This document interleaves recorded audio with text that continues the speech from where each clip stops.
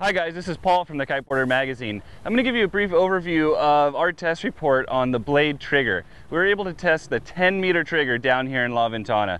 Now the blade trigger is a 10-meter, 3-strut, medium aspect kite. It's kind of overall nice shape, medium aspect, not too big in the middle, not too skinny.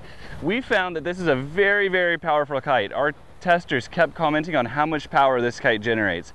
Actually, this kite feels like a larger kite than a 10, maybe an 11 or even an 11.5, both in how much power it generates and its turning speed. It's not as fast as most other 10s, but it also generates a lot more power than most other 10s.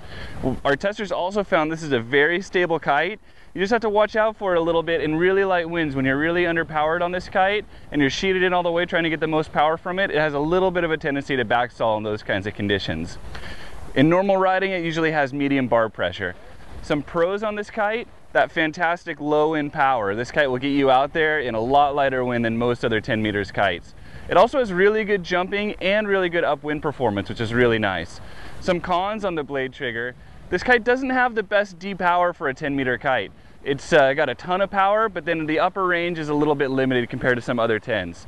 Another con is that tendency for it to be able to backstall in light winds. It's not a big problem, but it's not super stable in the lightest conditions that you can get the kite out on. If you sheet out a little bit, if the kite starts to stall, the kite zips right back up, but it does have that tendency at the low end of its wind range.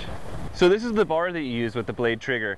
The bar features a push-away quick release, an integrated swivel below the bar, also a below-the-bar leash attachment, and also an above-the-bar stopper so you can adjust the range of motion with the bar if you want to, and also an above-the-bar D-power strap. Once again, we found that this kite had great low-end power, but the D-power felt a little bit limited on it. Another thing our testers commented on this bar is it's a little bit thick in the middle, and some of our testers didn't like how thick it felt.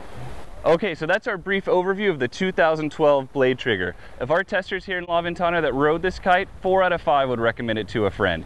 That's just our brief overview. If you want to read more, go to thekiteboarder.com.